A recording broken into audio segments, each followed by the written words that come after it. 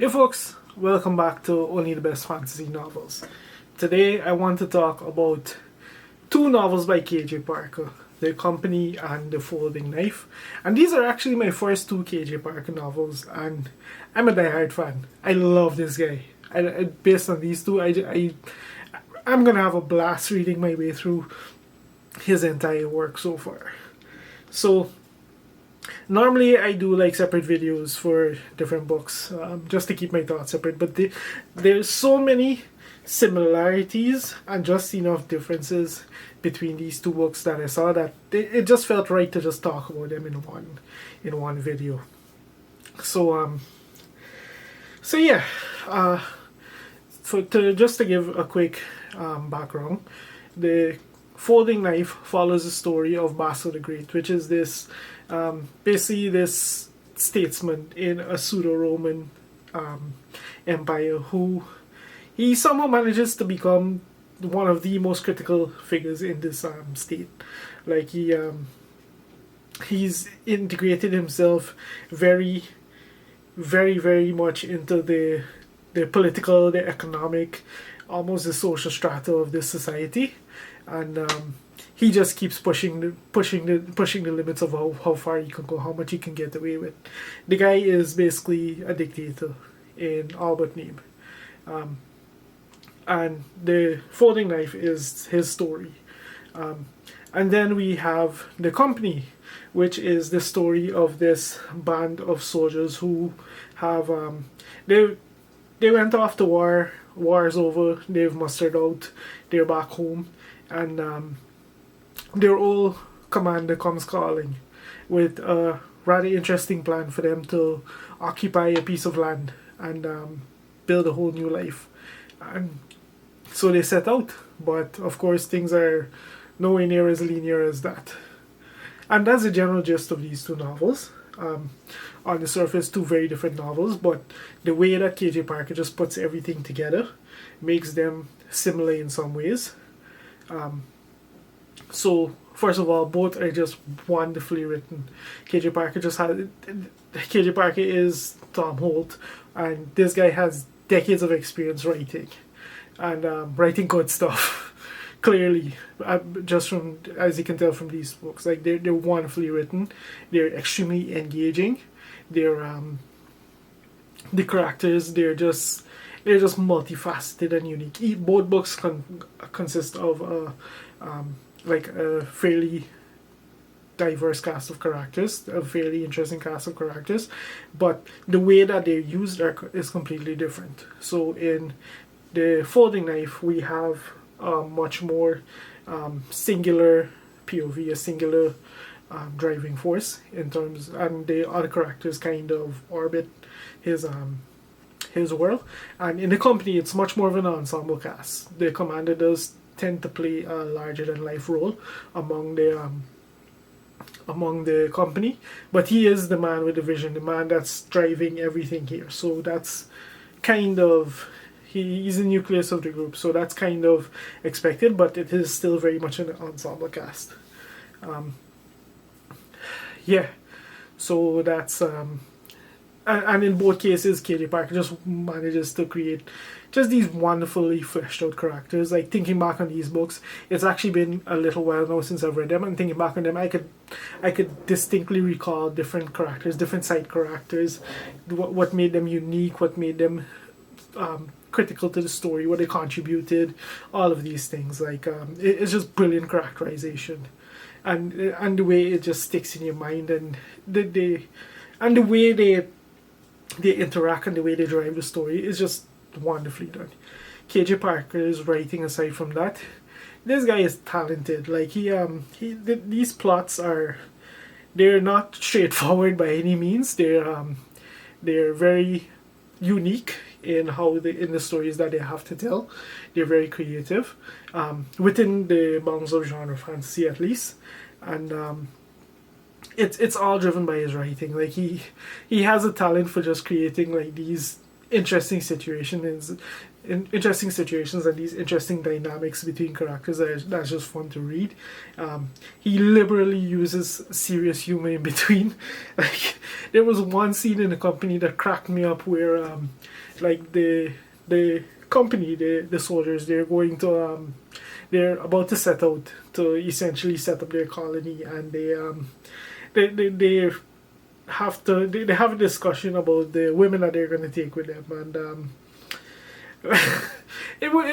that conversation just killed me completely, and it's just a testament to how great this guy is writing. Like these books are not comedy by any means, but they're just really well done. Writing on point, craft is on point.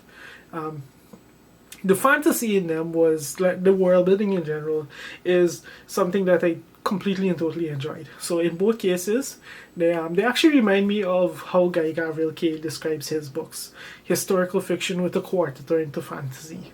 So there's not anything overtly magical about either of these books. They're both secondary worlds, but that's pretty much it.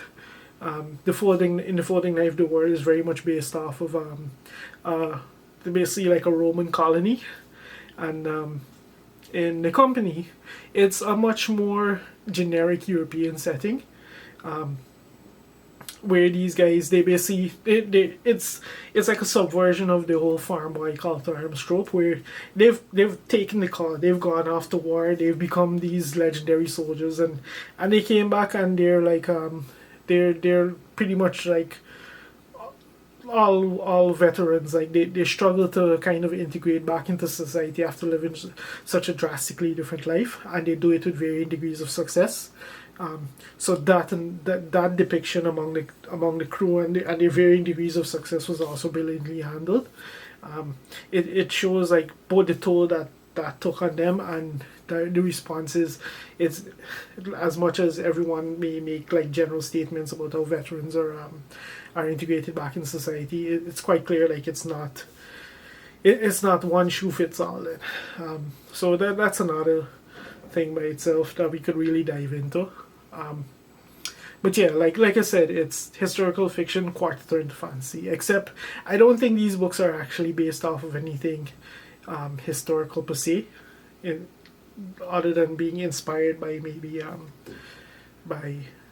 different characters or by different people in history, that kind of thing. Who knows? Maybe if someone knows a little bit more of the context of these books, feel free to drop a comment and let me know. Or maybe it's something interesting I could look into. I probably should have done that before I done this review, but I try to avoid looking into books as much as possible before I take the time to really lay out my thoughts on them. But anyway, that's a whole different story.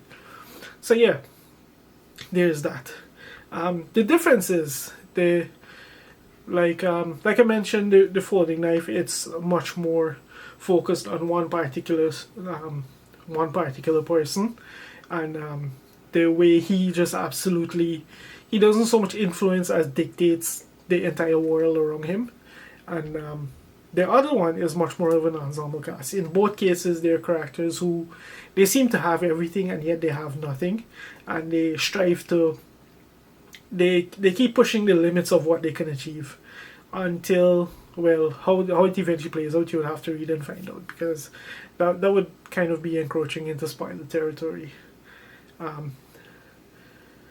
So yeah, what else can I say about these books? Like they both they both have like different things that they touch on. Like the Folding Knife had me thinking a lot about the price of power and just corruption and so many things. Like it's all because of the way the world building is handled in these books. Like the world building isn't fantasy; it's more human bureaucratic systems. Like in the Folding Knife, we get exposed to a lot of politics, a lot of economics, a lot of finances. Like if you're not into that kind of stuff, this book might drag for you, honestly. Or if you don't if you can't kind of turn, if that kind of stuff doesn't fascinate you, it may not work for you, to be honest. And in the company, we have like a more scatting it's more of like a scatting condemnation and hilarious hilarious depiction of like just the inefficiency of military bureaucracy, or maybe just bureaucracy in general. Like it's just well done. Like, that is the world building. That tells us all we need to know about these worlds. Um, really and truly through those lenses. And yeah, absolutely fascinating books. Absolutely entertaining from start to finish. Like, these are I understand why this guy has such a, among the people who've read his books, I understand why people just love this guy.